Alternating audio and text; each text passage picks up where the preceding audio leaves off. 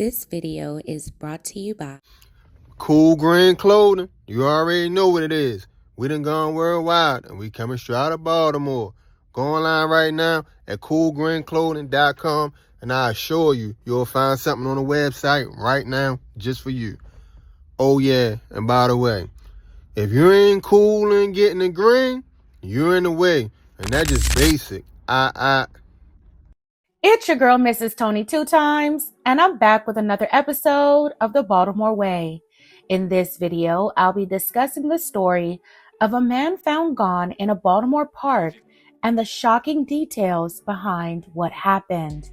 But before we get into this video, please hit that like button.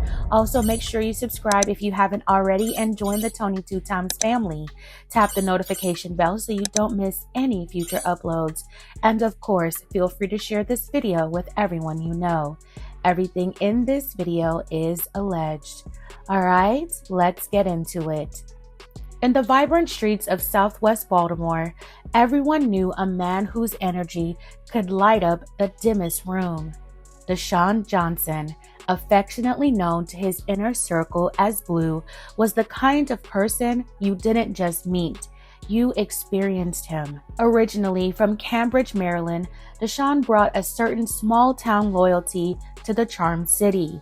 He began building a life surrounded by people who genuinely cared for him.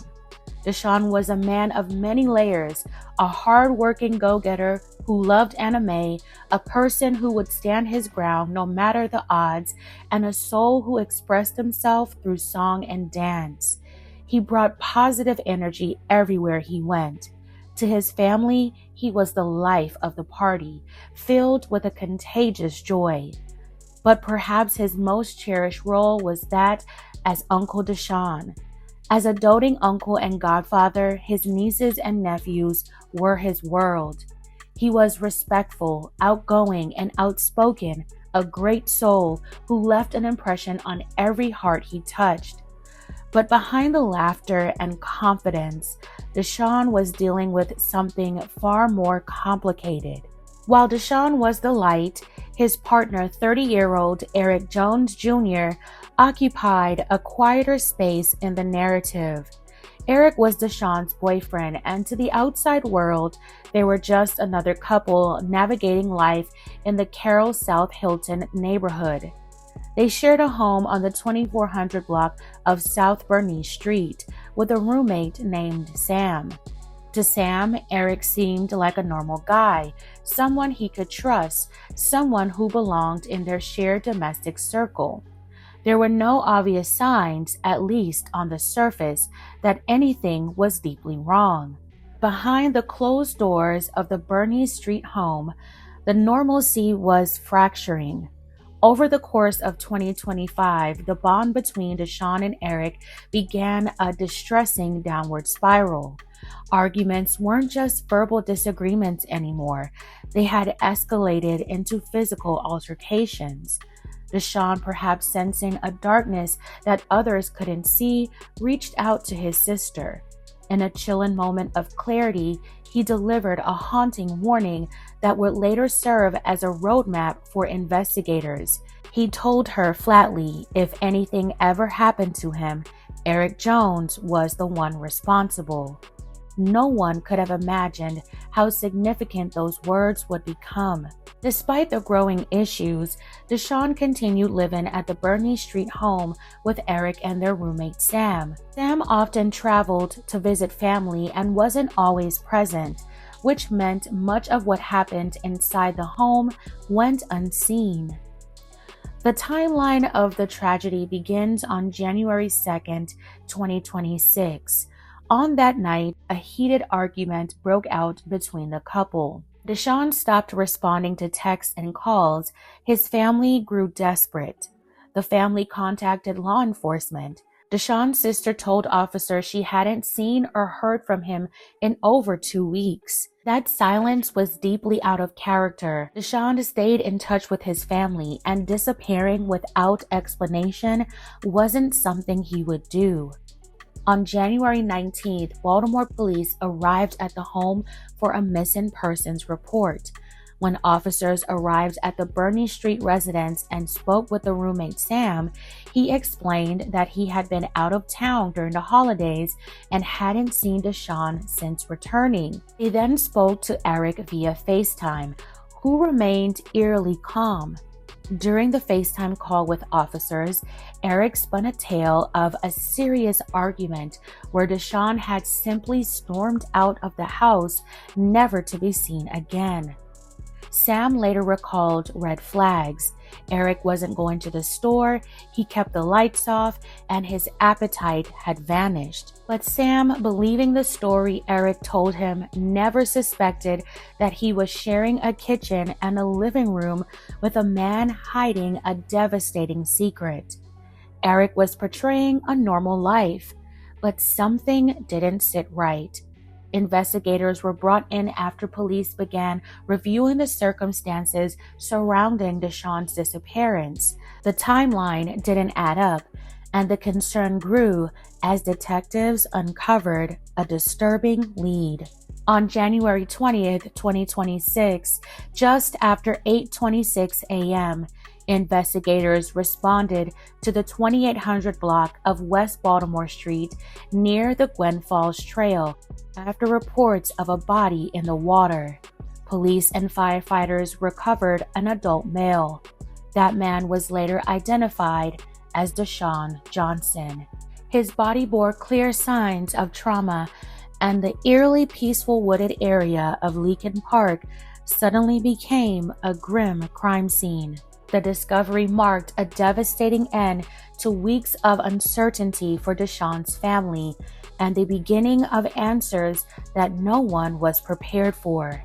As investigators retraced the timeline, the break in the case didn't come from high-tech surveillance, but from a neighbor who had seen something she couldn't forget.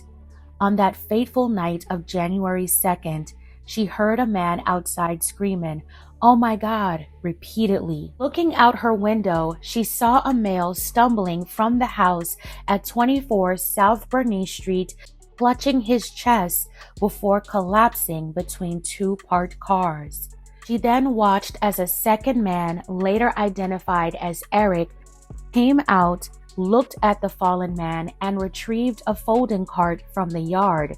He placed the unresponsive body into the cart, went back inside to change clothes, and then wheeled the cart toward a nearby alley.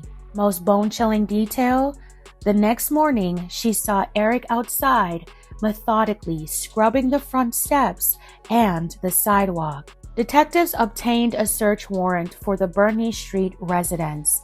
Using specialized forensic tools, they identified areas throughout the home, inside a bedroom, the living room, and the front doorway that indicated cleaned biological evidence. When detectives brought Eric in for questioning, the facade finally crumbled. Eric waived his rights and admitted to the physical altercation. He detailed how he had placed Deshawn in a wagon, covered him with a suitcase, and transported him to Leakin Park, where he attempted to hide the remains under stones. Even used Google Earth to point investigators to the exact location. Today, Eric Jones Jr. sits in the Central Booking Intake Facility, denied bond. He faces heavy charges for the life he took and the physical harm he inflicted. He is innocent until proven guilty. This story leaves us with a terrifying realization: the people we think we know can sometimes harbor their darkest intentions. Sam, their roommate, is now left to pick up the pieces, expressing an unexplainable gratitude to the neighbor who called 911. He wonders if he could have calmed the situation if he had been home, a weight he will likely carry into therapy. May Deshawn Blue Johnson rest in peace. My deepest condolences to his family and friends. He was a man of joy, a man of loyalty, and a man who knew his end was coming at the hands of someone he loved. This case is a chilling reminder of how much can exist beneath the surface and to never underestimate the silence of a roommate who seems just a little too normal. Deshawn Johnson was more than the circumstances surrounding his final days, and he should be remembered for the life he lived, not just the tragedy that ended it. Eric's alleged actions started haunting him. It became difficult to continue to hide what he had done. His actions point to a person who I believe is cold, cruel, calculated, and evil. Fam, what are your thoughts on this tragic situation? Respectfully, let me know in the comments below. All right, fam, that's it for this episode of The Baltimore Way. Thank you so much for watching. If you found this video informative and believe these stories matter, please consider liking this video so more people can see it. Subscribe for more stories like this that deserve to be heard. And most importantly, take care of yourself and those around you. This is your girl, Mrs. Tony 2 Times. Until next time.